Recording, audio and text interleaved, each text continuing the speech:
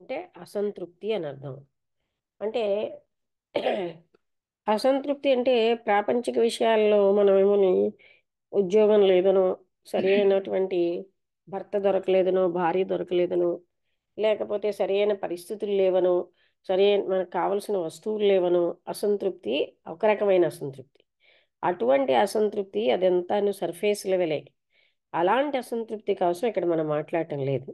ఆ అసంతృప్తి వల్ల మనకేమో క్లారిటీ ఉండదు. ఎప్పుడు కన్ఫ్యూషన్‌లో ఉంటాము. ఎప్పుడు సంఘర్షణలో ఉంటాము. అశాంతితో ఉంటాము.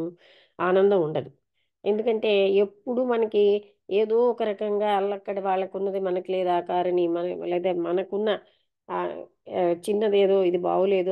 వాళ్ళది ఎంతో బావుందనో, వాళ్ళు ఎంతో పెద్ద పోస్ట్‌లో ఉన్నారు. ఇలాంటి అసంతృప్తులు అసలు వాటిని విలువ లేవన్నమాట. అవి ఎప్పుడు కూడా మనని బాధలకి దారితీస్తాయి.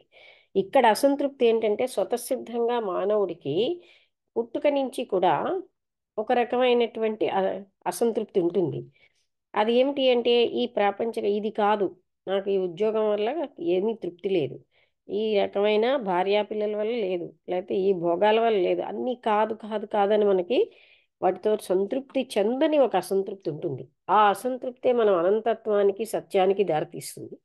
ఈ అసంతృప్తి ఎప్పుడు కూడా ఉన్నదాన్ని మనం ఏం చేస్తూ ఉంటామంటే పెళ్ళవుతుంది. ఆ భార్య ఆ పిల్లల్ని పోషించుకోవడం, ఉద్యోగం బాసుని సంబంధించిన విషయాలు వీటన్నిటిలో మనమేమో దాన్ని అణిచేస్తున్నాం. కవర్ చేసేస్తాం. ఆ అసంతృప్తి లేకుండా జీవిస్తున్నాం. అందుకే మనం ఎన్నాళ్ళైనా ఈ ప్రాపంచిక వస్తువులు, ఈ విషయ భోగాల్లో జీవించి మరణిస్తున్నాం గానీ ఏమీ పొందటం లేదు. ఆ అసంతృప్తిని మనం అది చిన్న స్పార్క్ లాగా వచ్చింది ఒక పెద్ద జ్వాలగా అవుతుంది. జ్వాలగా అయి దాన్ని కాపాడుకోవడం మనమే చేయాలి. ఆ అసంతృప్తి వల్లే అసలైనటువంటి అనంతత్వానికి, ప్రేమకి, సత్యం వైపు వెళ్తాం. కానీ మనం ఏం చేస్తామంటే ఇటువంటి వాటికి ఎవరో కొద్దిమంది మాత్రమే ఆ అసంతృప్తిని చాలా జాగ్రత్తగా కాపాడుకుంటారు. ఎందుకంటే అది వాళ్ళకి కొంత పరిపక్వమైన స్థితి ఉన్న వాళ్ళకి మాత్రమే ఈ ప్రాపంచిక విషయాలతో తృప్తి పడని స్థితి వస్తుంది. సామాన్యంగా చాలా మందికి వీటితోటి తృప్తి పడిపోయి ఇదే సర్వస్వం ఇదే ఈ ఈ పిల్లలు భార్య పిల్లలు ఈ వస్తువులు ఓ ఇల్లు అన్నీ ఉంటే చాలు అదే నాకు చాలు అన్న భావనలో ఉంటారు. అంతేగాని అసలైన మన జీవిత పరమార్థమైన సత్యాన్ని తెలుసుకోవడం అనేది చాలా ముఖ్యం అనేటటువంటి దానికి వెళ్ళం. దాంతో ఏంటవుతుంది జీవితం అంతా బాధ, సుఖం లేకపోవడం, ఘర్షణ, మన ఎప్పుడు మనం బోరింగ్‌గా ఉంటాం. మనకి సృజనాత్మకత ఉండదు. చాలామంది సృజనాత్మకత అంటే నాకు పెయింట్ చేయడం వచ్చండి, నేనేమో కవిత్వం రాయగలను అంటే అదేం పై సృజనాత్మకతే. అసలైన లోపలది ఏంటి అంటే మన హృదయంలో ఈ అసంతృప్తి వల్ల మనం ఏంటంటే ఒక రకంగా ఇనిషియేటివ్‌గా ఉంటాం. అంటే అందరూ చేసినలా కాపోయినా ఎవరికైనా ఎవరినైనా చూడడం, వాళ్ళకి ఒక మంచి సహాయం చేయడం, లేకపోతే బాగా బరువులు మోస్తున్నవాడు వాడు ఎవడైనా సరే అతనికి ఒక రకమైనటువంటి చిరునవ్వుతో అంటే ఒక బలాన్ని ఇవ్వగలగడం. అలాగే ఎవరికైనా అంటే దారిపోయే కుక్కని ప్రేమగా ఒక చిన్న పిసరుగా కొట్టే అంటే నిమరడం. ఇవన్నీ కూడా ఇనిషియేటివ్ అంటారనమాట. ఇది ఎప్పుడంటే దాంట్లోంచి మనకు సృజనాత్మకత వస్తుంది. అంటే ఇది ఎప్పుడొస్తుంది? ఎంతో మంది చెప్పిన మార్గంలో మనం పొద్దున లేచి ఇగో ఇవాళ పలానా దసరా పండగండి. ఇవాళ పూజ చెయ్యాలి. చేయకపోతే చేస్తే అమ్మవారు సంతోషించి నీకు సకల భాగ్యాలు ఇస్తుంది. చేయకపోతే నీకేమోని ఏదో నష్టం. అలాగే అందరూ ఇలా చెప్తూ ఉంటారు. పుణ్యం వచ్చేస్తుంది, పుణ్యం వచ్చేస్తుంది. ఫలానా దగ్గరికెళ్ళంటే పాపం డబ్బులున్నా లేకపోయినా కష్టపడి వెళ్ళడం. లేకపోతే ఏదో పుణ్యం వచ్చేస్తుందనే ఓ టెంప్టేషన్‌లో పడి అది ఎవరు మనకు చెప్పారు? మన పెద్దలు. వాళ్ళకెవరు చెప్పారు అంటే అలాగే వాళ్ళ పెద్దలు. ఈ విధంగా అర్థం లేకుండా, ఆలోచించకుండా మనం మన ఆత్మతత్వం నుంచి దూరమయ్యే పనులకే ఎక్కువ చేస్తాం. లేకపోతే రేడియో పెట్టుకుంటాం. ఇంకా కొంతమంది ధనం ఉన్నవాళ్ళు డ్రింక్‌కెళ్తారు. ఇంకా కొంతమంది ఆడవాళ్ళకెల్ హ్యాబిట్స్‌కెళ్తారు.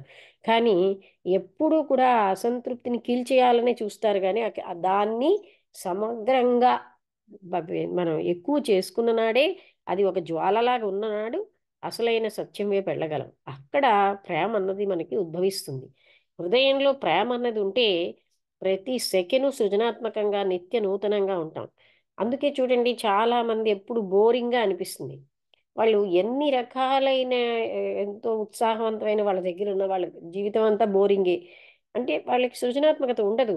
ఎప్పుడూ ఇలాంటి అశాశ్వతమైన వస్తువుల వెనకాల పడడం, అక్కడ ఏమీ లేదని తెలుసుకోవడం, మళ్ళీ బాధపడుతూ ఉండడం, మరో దానికి వెళ్ళడం, అక్కడ ఏమీ లేదని, ఈ రకంగానే జీవితం ఒక బాల్లాగా ఇటు అటు అటు అటు తంతున్న బాల్లాగా వెళ్ళిపోతుంది. కానీ ఎవరికైతే అటువంటి అసంతృప్తి, ఆ అసంతృప్తి అంటే ఏమిటండి? అది ఎంతో ధన్యులు వాళ్ళు. ఇది కాదు వీటిలోని అని తృప్తి చెందని ఒక స్థితి ఉంటుంది. అది కేవలంగా మనని అసలైన మన స్వరూప జ్ఞానం వైపు తీసుకెళ్తుంది, సత్యం వైపు. అందుకే అలాంటి వాళ్ళు ఈ చెప్పిన వాటిని పొద్దున్న లేచి నువ్వు ఇచ్చేయి అచ్చేయి అని పెద్దవాళ్ళని చెప్పడం అనుకరించడం చెయ్యరు. మనం ఏమంటాం? ఓ చెప్పింది చేసేయి, చేస్తేనే నువ్వు మంచివాడివి. మనకే జ్ఞానం లేదు, వాడికేమో చెప్తాం. వాడి జీవితం కూడా అలాగే, వాడు ఏం కొత్తగా ఆలోచన తప్పు తప్పు అలా అడక్కంటాడు. వీళ్ళకి సమాధానం చెప్పడం చేత కాదు, ఏ ప్రశ్నలను పిల్లల్ని వేయనివ్వరు. అందుకని ప్రశ్నించి దానికి ఏమిటి పూజ, దీంట్లో నేనేం పొందుతున్నాను అనే పాయింట్ని ఆలోచించడానికి కూడా అవకాశం ఇవ్వకుండా మనం జీవిస్తాం. మనం కూడా ఆలోచించాం, మనం ఏం పొందుతాం? పొద్దున్న లేచాం, సంవత్సరాల తరబడి చేస్తున్నాం, ఏం చేస్తున్నాం? ఏదో పుణ్యం పుణ్యం వస్తుందంటే ఈ సుఖాలు చాలక స్వర్గంలో సుఖాలకి మనం అర్రులు చేస్తున్నాం. అవా మనకు కావాల్సినవి? ఇదా మన జీవిత పరమార్థం అనేది ఎప్పుడైతే కొంచెం పరిపక్వత వస్తుందో వాళ్ళకే వస్తుందన్నమాట. ఇది కాదు నా జీవితం. ఏదో పొద్దున్న లేస్తాం, అంటే ఒక టైం వస్తుంది, ఏదో చదువుతాం, ఆ తర్వాత ఉద్యోగం సంపాదిస్తాం, పిల్లల్ని కంటాం, ఇంతేనా జీవితం అంటే? వాళ్ళు ముసలాయమ అయిపోతూ ఉంటే ఈ పిల్లలకి పెళ్లి చేస్తారు, మళ్ళీ వాళ్ళకి అలాంటివే నేర్పుతారు, ఇదే నా లక్ష్యం, అంతకంటే ఇంకేమీ లేదా అనే ఒక తిరుగుబాటు మనకి హృదయంలో రావాలి. అప్పుడు మాత్రమే ప్రతిదాన్ని మనం పరిశీలనాత్మకంగా చూస్తాం. అంటే చేస్తున్న ప్రతిదాన్ని కూడా ఏంటి, మనం ఇవాళ ఇవాళ చదివాం, దానికి ఒక 10 కథలు పెడతారు. నువ్వు ఈ టైంకి చెయ్యవనుకో, నువ్వు ఇలా చెయ్యవనుకో, అలా చెయ్యవనుకో, ఇలాంటివి నష్టం. ఎందుకంటే ఇప్పుడు చూడండి, ఇప్పుడు మన దివ్యజ్ఞాన సమాజంలో కూడా మీరు టైంకి రారనుకోండి, మీకు ఇలా అయిపోతుంది, అలా అయిపోతుందని కథలు, బోల్డ్ కథలు పెట్టొచ్చు. అయితే మనకి అంతటి మనం సొంత డిసిప్లిన్‌తో ఇక్కడికి వస్తున్నాం. ఎందుకంటే దివ్యజ్ఞాన సమాజంలో సౌందర్యం ఏంటంటే సమయం. మీరు ఇంటర్నేషనల్ కన్వెన్షన్‌కి వెళ్ళండి, నేషనల్ హెడ్ క్వార్టర్ అయిన బెనారస్‌లో గానీ, ఏ కార్యక్రమం అయినా సమయం అంటే సమయం. సెకండ్లతో మొదలెడతారు, సెకండ్లతో అంతు చేస్తారు. అంతే. అలాంటి ఒక డిసిప్లిన్ దివ్యజ్ఞాన సమాజం యొక్క విశిష్టత అనమాట. అయితే అలాంటి విశిష్టత ఉన్నటువంటి దివ్యజ్ఞాన సమాజంలో మీరు ఇగో టైంకి రాకపోతే అంటూ భయాలేం పెట్టరు. ఎవరి సెల్ఫ్ డిసిప్లిన్‌తో వాళ్ళొస్తారు అంతే. అక్కడ కథలు అవి అల్లక్కర్లేదు, ఎవరిని భయపెట్టక్కర్లేదు. ఆ చారుమతి దేవేదో అంటూ అలా శ్రావణ శుక్రవారానికి ఒక కథలు. అంటే ఆవిడేదో ఇలా చేసింది, నువ్వు చేయకపోతే నీకు ఇంటికి ధనం రాదు, నీకేమోని బంగారం రాదు. పోనీ ఇన్ని చేసాం, మనకు బంగారం వస్తుందా? వచ్చిన బంగారాన్ని ఏం చేస్తున్నాం? ఇవన్నీ ఆలోచించాం మనం కదా! ఏదో ఆనందం, ఏదో ఏదో ఒకటి పుణ్యం వచ్చేస్తుందని మనం పరుగులు పెడుతున్నాం. ఈ విధంగా ఈ డిస్కంటెంట్ అనేది చాలా అదృష్టం అనమాట. అంటే దాన్ని మనం జాగ్రత్తగా, అంటే వాళ్ళింకా ప్రాపంచిక విషయాలతో తృప్తి చెందక, అసలైంది ఏదో ఇంకొకటి ఉంది అని పరిపక్వత వచ్చినటువంటి ఆత్మతత్వమే అటువంటి దానికెళ్తుంది. అప్పుడు ఇది కాదు, అసలైన పరమాత్ముడంటే ఈ విగ్రహాలనేవి కేవలం సింబల్సే. ఏ కోవిల్లో లేడు. జిల్లెళ్ళమూడు అమ్మట ఒక కోవిల్లో వెళ్ళిపోయిందిట. ఆ పూజారి చూడకుండా కూర్చుండిపోయింది ఆవిడ 8 ఏళ్ళప్పుడు. ఆయన తలుపులేసుకొని వెళ్ళిపోయాడు. రాత్రేమో ఆవిడ ఆ విగ్రహంలో కళ్ళు అన్నీ చూసి, ఇది విగ్రహమే కదా!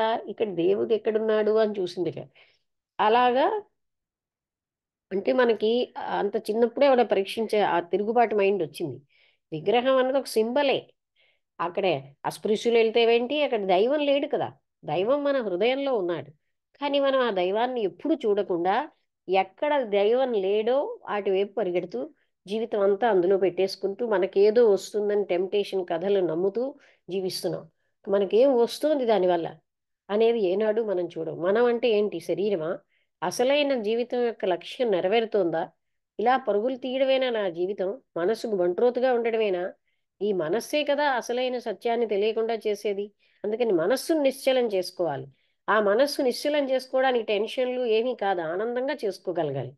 అది సహజంగా నిశ్చలమైనప్పుడే అక్కడున్న ఆత్మతత్వం, సత్యం అన్నది, ప్రేమ అన్నది ఆ హృదయంలో వచ్చి వాళ్ళు ఎంతో ఆనందంగా, ఎంతో అంతమందితోటి, అంటే వా ఒక రకమైన సంబంధ బాంధవ్యాలలో అక్కడ ఎంతో ఒక రకమైన సౌందర్యం ఉంటుంది. మనకు ప్రేమ లేకపోతే అన్నీ పై పై వేషాలే. లోపల ఏమీ ఉండదు. లోపల ఒకటి, పైకొకటి. ప్రేమ ఉన్న హృదయం త్రికరణ శుద్ధిగా ఉంటుంది. నువ్వొస్తే నాకు సంతోషం అని ఫీల్ అవ్వని వాళ్ళు లోపల ఫీల్ అవుతారు. అదే గాని ప్రేమ లేకపోతే అవన్నీ పదాలే చిలక పలుకుల్లాగా పలుకుతారు గాని లోపల వేరు. వాళ్ళ జీవితం అంతా సంఘర్షణ, బాధలే. అందుకని ప్రేమ అన్నది ఉంటే నిజమైన తృప్తి ఉంటుంది. నిజమైన ఆనందం వస్తుంది. మన ఆనందమే మన స్వరూపమే ఆనందం. నిజమైన ప్రశాంతత వస్తుంది. కానీ మనం ఏం చేస్తున్నామంటే వీటితోటి ప్రాపంచిక విషయ వస్తు వాసనలతో తృప్తి పడిపోతున్నాం. ఆ వాసనలు ఎంత తీరుతూ ఉంటే అంత తృప్తి పడిపోతాం. దానికి రకరకాలైనటువంటి మోసాలు వీటన్నిటిలో మనం చిక్కుకుపోతున్నాం. అందుకని జీవితం అంతా బాధల్లే. అసలు సుఖంగా ఆనందంగా ఉన్న జీవితాన్ని కష్టాల పాలు చేసుకుంటున్నాం. ఎందుకంటే ఎక్కడైతే నిజమైన శాంతి లేదో అక్కడ శాంతి ఉందనుకుంటాం. ఎక్కడైతే ఆనందం లేదో అదే ఆనందం అని మనం భ్రాంతిలో బతుకుతున్నాం. ఆ భ్రాంతిలోంచి మనం సత్యానికి వెళ్ళాలి అంటే మన హృదయంలో ఆ తపన ఉన్నప్పుడే మనం వెళ్ళగలం. అందుకని ఈ అసంతృప్తి అనేది చాలా దైవ ఆశీర్వచనం వల్ల వచ్చేది. సామాన్యంగా మనుషులందరూ వాళ్ళకున్న వాటితో తృప్తి పడాలి. తృప్తి అంటే ఏమిటి? ప్రాపంచిక విషయ వస్తు వాసనలతో ఉన్న అసంతృప్తి కాదు ఇది. ఈ అసంతృప్తి వల్లే మనం అసలైన మోక్ష మార్గానికి వెళ్ళగలం. ఇది అండి దీని యొక్క గొప్పతనం.